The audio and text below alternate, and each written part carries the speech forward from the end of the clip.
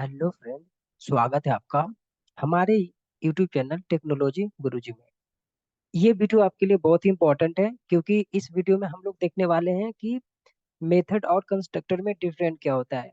ये इंटरव्यू में क्वेश्चन पूछे जाते हैं तो इसे आप वीवीआई मेंशन कर सकते हो, क्योंकि ये डेफिनेटली इंटरव्यू में क्वेश्चन पूछते हैं कि what is different between method and constructor.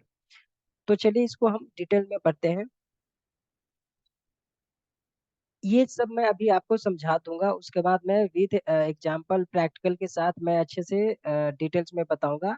अभी आप यहाँ पर समझने की कोशिश करो, उसके बाद मैं प्रैक्टिकली बताऊंगा। मेथड में क्या होता है कि जब आप मेथड लिखोगे तो मेथड में रिटर्न टाइप कंपलसरी हो जाता है, मतलब कि आपको रिटर्न टाइप लिखना ही पड़ेगा। लेकिन कंस्ट्रक्टर में वैसा नहीं है।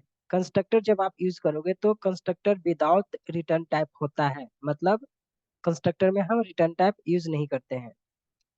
सेकेंड पॉइंट आप क्या बताओगे कि मेथड का जो नेम है, ऐसा जरूरी नहीं है कि क्लास का नेम जो है वही मेथड का नेम होना चाहिए।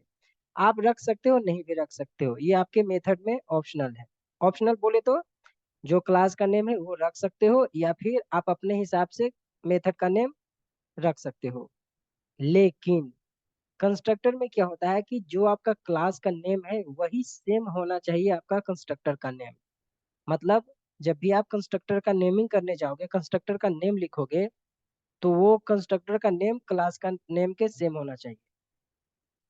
थर्ड पॉइंट क्या है कि जब भी आप मेथड यूज करोगे और मेथड के अंदर में अगर मान लो कि आप दिस कीवर्ड यूज कर रहे हो दूसरे मेथड को कॉल करने के लिए, तो आप एक मेथड के अंदर में मल्टीपल दिस कीवर्ड यूज कर सकते हो मल्टीपल मेथड को एट ए टाइम कॉल करने के लिए। ये मेथड में फैसिलिटी है। लेकिन कंस्ट्रक्टर में क्या है, अगर आप कंस्ट्रक्टर में दिस कीवर्ड यूज कर रहे हो दूसरे कंस्ट्रक्टर को कॉल करने के लिए, तो आप यहाँ पर एक ही दिस कीवर्ड यूज कर सकते हो। तो आपको यहाँ पर ध्यान में क्या रखना है कि जब आप कंस्ट्रक्टर यूज करोगे तो उसमें अगर आप दिस कीवर्ड यूज करने जा रहे हो तो आप एक कंस्ट्रक्टर के अंदर में एक ही दिस कीवर्ड यूज कर सकते हो। नेक्स्ट पॉइंट आप क्या बताओगे कि अगर मान लो कि आपने मेथड लिखा या फिर आपने मेथड नहीं लिखा, तो बाय डिफॉल्ट यहाँ पर कंपाइलर मेथड बना के आपको नहीं देगा, आपको मेथड लिखना पड़ता है। लेकिन कंस्ट्रक्टर में क्या है कि मान लो कि आपने मेथड कंस्ट्रक्टर नहीं लिखा, फिर भी अगर आप नहीं लिखोगे तो कंपाइलर आपको डिफॉल्ट कंस्ट्रक्टर लिख के दे देता है। तो ये अभी मैंने जो भी बताया ये सबको मैं प्रैक्टिकली समझाने वाला हूँ, अभी जो भी डाउट होगा वो क्लियर हो जाएगा। तो चलिए मैं प्रैक्टिकली के लिए मैं अपना इक्लिप्स ओपन कर लिया। तो यहाँ पर पहले मैं मेथड का एग्जांपल समझा देता हूँ, मेथड का जितने पॉइंट्स है वो समझा देता हूँ, उसके बाद मैं कंस्ट्रक्टर का सब पॉइंट समझा दूंगा। तो सिंपल देखो, मैंने इस क्लास के अंदर में मान लो कि मैंने एक M1 नाम का मेथड लिया, आपका नाम मेथड का नाम जो देना है दे सकते हो।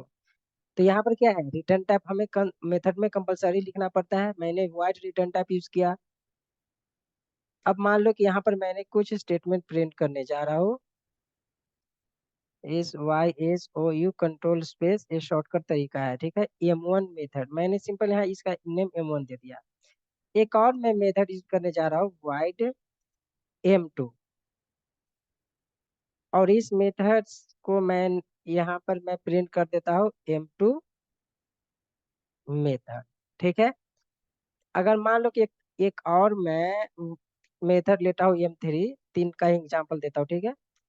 इसके अंदर में मैं प्रिंट कर लिया M3 मेथड। आप इसके अंदर में जो लिखना है लिख सकते हो, या आप इसके अंदर में पैरामीटर पास करना है कर सकते हो, ठीक है। अब बताओ ये जो भी मैंने मेथड्स लिया ये कौन सा मेथड है, इंस्टेंस मेथड है। तो इंस्टेंस मेथड्स को कॉल करने के लिए क्लास का ऑब्जेक्ट बनाना पड़ता है, तो चलो क्लास का ऑब्जेक्ट हम लोग बना लेते हैं। तो क्लास का मैंने न्यू कीवर्ड के माध्यम से ऑब्जेक्ट बना लिया यहाँ पे। अब मान लो कि एल मेरा क्लास का नेम है और मैं M1 को कॉल करने जा रहा हूँ, तो ऐसा लिखेंगे L.M1, ठीक है। तो ऐसा जब मैं कॉल करूंगा तो क्या होगा कि आपका M1 कॉल हो जाएगा। अब यहाँ पर समझने की कोशिश करो, पहला पॉइंट मैंने क्या लिखा मेथड में कि रिटर्न टाइप होना चाहिए, कंपलसरी है। दूसरा पॉइंट क्या है कि क्लास का नेम ऐसा जरूरी नहीं कि जो क्लास का नेम है वही मेथड का नेम होना चाहिए। मैंने तो मेथड का नेम यहाँ पर M1 M2 M3 रखा है। Second point. ठीक है। थर्ड पॉइंट क्या है कि आपको ये मेथड लिखना पड़ेगा। अगर आप नहीं लिखोगे तो कंपाइलर आपको लिख के देगा नहीं। ठीक है। अगर ये था थर्ड पॉइंट। अब फोर्थ पॉइंट में क्या बताओगे कि मान लो कि मैं यहाँ पर दिस कीवर्ड के माध्यम से ये दो को कॉल करने जा रहा हूँ। जैसे अभी आपने M1 को कॉल किया, जैसे मैं रन करता हूँ दिखा देता हूँ। यहाँ पर आपको M1 अभी कॉल हो गया। अगर आप चाहते हो कि M1 के माध्यम से मैं और सबको कॉल करना चाहता हूँ तो कैसे करोगे? दिस कीवर्ड के माध्यम से। तो आप दिस कीवर्ड इसके अंदर में लगाने जा रहे हो तो हम यहाँ पर ऐसा लिखते हैं M2 ऐसा। तो अगर आपने ऐसा लिख दिया ना इस पार्ट को, तो ये किसको कॉल कर देगा? M2 को कॉल कर देगा। अगर आपको चाहिए कि मुझे M3 को भी कॉल करना है तो आप इसके अंदर में भी M3 लिख दो ऐसा। ऐसा। तो यहाँ पर M2 M3 लिखा है, इसका मतलब क्या है? इससे पहले आपका दिस कीवर्ड है। पहले मैं समझा देता हूँ, इसको रन करके दिखा देता हूँ। तो यहाँ पर आप यहाँ पर दिस डॉट ऐसा लिख सकते हो, दिस डॉट। अगर आपने दिस डॉट नहीं लिखा फिर भी कंपाइलर आपको यहाँ पर दिस लिख देता है। ठीक है। तो यहाँ पर क्या हो रहा है कि मैं एक मेथड के अंदर में एक से ज्यादा दिस कीवर्ड यूज कर रहा हूँ। पहला पॉइंट, एक से ज्यादा दिस कीवर्ड यूज कर रहा हूँ। जैसे इसको मैं करके दिखा देता हूँ। पहले देखो आपका तीनों आउटपुट आ गया। अब मान लो कि इस M2 को मैं यहाँ से कट करके क्या हो रहा है, इस M2 को मैं यहाँ से कट करके मैं इस स्टेटमेंट के नीचे लिख देता हूँ। मतलब कि फर्स्ट स्टेटमेंट लास्ट स्टेटमेंट भी यूज कर सकता हूँ। तो ये मेथड में काम करेगा। ठीक है। आउटपुट आ गया। ये तो समझ में आ रहा है ना कि एग्जीक्यूट कैसे हो रहा है। हमेशा याद रखना मेन मेथड से एग्जीक्यूशन स्टार्ट होता है जावा में। उसके बाद यहाँ पर आएगा, उसके बाद इसके अंदर में जो मिलेगा उसके पास जाएगा। अब इसके अंदर में जिसको आपने कॉल किया है उसके पास जाएगा, उसके अकॉर्डिंग कॉल करेगा। ठीक है। तो ये तो मेथड का एग्जांपल था जिसमें मैंने कवर कर दिया कि रिटर्न टाइप लिखना कंपलसरी है। मान लो कि ऐसा रिटर्न टाइप नहीं लिखा, देखो एरर आ गया। तो मेथड में क्या है, रिटर्न टाइप लिखना कंपलसरी है। और दिस कीवर्ड को स्टेटमेंट से ऊपर नीचे दोनों जगह यूज कर सकते हो और एक से ज्यादा दिस कीवर्ड यूज कर सकते हो। मान ले को आपने यहाँ पर दिस कीवर्ड ऐसा नहीं लिखा तो वो ये भी वैलिड है। यहाँ पर by default compiler this keyword लिख देता है। देखो इसको मैंने सेव करके रन किया फिर भी आपका आउटपुट आएगा। देखो तो यहाँ पर आपने दिस नहीं लिखा, इसका मतलब क्या है दिस कीवर्ड, लेकिन किसने लिखा? कंपाइलर ने लिख दिया। तो ये था मेथड का एग्जांपल। अब मैं कंस्ट्रक्टर का एग्जांपल समझाता हूँ इसी चीज को लेकर। अब जैसे ये सबको मैं हटा देता हूँ यहाँ से। अब मान लो कंस्ट्रक्टर का नेम क्या होना चाहिए? Must be same as a class name. चलो क्लास का ऐसा लिख दिया। ये आपका क्या है? कंस्ट्रक्टर है। इसको मैंने प्रिंट कर दिया। इसके अंदर में मैं लिख दिया डिफॉल्ट कंस्ट्रक्टर इस YSOU कंट्रोल स्पेस। यहाँ पर मैंने लिख दिया डिफॉल्ट कंस्ट्रक्टर। इस कंस्ट्रक्टर को हम फर्स्ट आर्गुमेंट कंस्ट्रक्टर भी बोलते हैं। एक और मैं कंस्ट्रक्टर में ले रहा हूँ यहाँ पे। अभी इस कंस्ट्रक्टर को मैं फर्स्ट आर्गुमेंट कंस्ट्रक्टर दे दिया। ठीक है।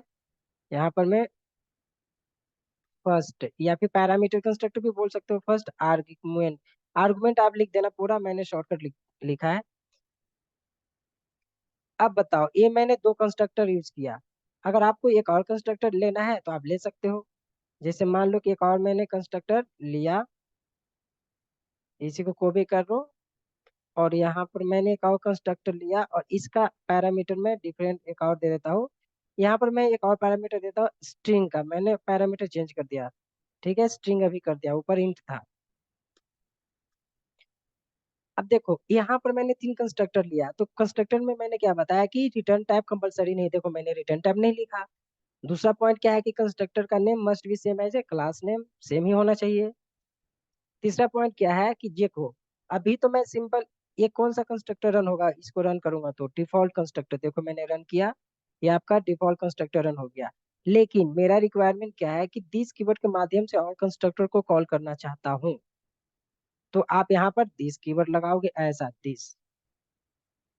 और दिस में किस कंस्ट्रक्ट को कॉल करना चाहते हो? अगर इसको करना चाहते हो तो इसके अंदर में एक पैरामीटर, तो एक पैरामीटर पास करो। अगर इसको कॉल करना चाहते हो इसके अंदर में भी एक पैरामीटर है लेकिन ये स्ट्रिंग में है तो स्ट्रिंग में पास करना पड़ेगा। मान लो कभी मैं इंटीजर का पास कर रहा हूँ 10। ठीक है। अब यहाँ पर सेमी कॉलम लास्ट में। अब देखो यहाँ पर क्या हो रहा है कि एक ही कंस्ट्रक्टर हम लोग यूज कर रहे हैं, एक दिस कीवर्ड यूज कर रहे हैं एक कंस्ट्रक्टर में दूसरे कंस्ट्रक्टर को कॉल करने के लिए। जैसे देखो, इसको पहले मैं रन करके दिखा देता हूँ, दोनों आउटपुट आएगा। देखो, फर्स्ट आर्गुमेंट का भी डिफॉल्ट कंस्ट्रक्टर का भी। अगर आप बोलोगे कि सर मुझे इसको भी कॉल करना है इसी के अंदर में, तो कॉल कर सकते हैं क्या? नहीं कर सकते हैं। इसलिए तो मैंने बताया कि एक कंस्ट्रक्टर के अंदर में आप एक ही दिस कीवर्ड यूज कर सकते हो। मान लो कि ये स्ट्रिंग है, तो यहाँ पर मैंने स्ट्रिंग वैल्यू दे दिया, फिर भी आपका एरर आ रहा है। तो आपने यहाँ पर क्या समझा कि ये कंस्ट्रक्टर में एक ही दिस कीवर्ड यूज कर सकते हैं। अब मान लो कि ये दिस कीवर्ड आपने यूज किया, तो आप नीचे यूज नहीं कर सकते हो, फर्स्ट स्टेटमेंट में भी यूज कर सकते हो। देखो, एरर आ गया यहाँ पे। तो ये क्या आपने समझा कि जब भी आप दिस कीवर्ड यूज करोगे तो फर्स्ट स्टेटमेंट ही होना चाहिए, मतलब ऊपर होना चाहिए। तो अब मैं आशा करता हूँ कि आप अच्छे से आप डिफरेंट मेथड ऑफ कंस्ट्रक्टर में बता दोगे इंटरव्यू में, ठीक है। अगर मान लो कि ये दोनों को कॉल करना है, तो क्या करोगे? यहाँ पर मैंने इसको कॉल कर दिया, अब इसके अंदर में उस स्ट्रिंग को कॉल कर दो, ठीक है। तो यहाँ पर दिस ऐसा लिखा, अब इसके अंदर में मैंने कुमार पास कर दिया ऐसा, अब सेमी कॉलम दे दो। अब यहाँ पर क्या होगा कि सब आपका आउटपुट आ जाएगा। देखो, इसका वर्किंग फ्लो क्या है मैंने पिछले वीडियो में बता दिया है, फिर भी मैं बता देता हूँ शॉर्टकट में।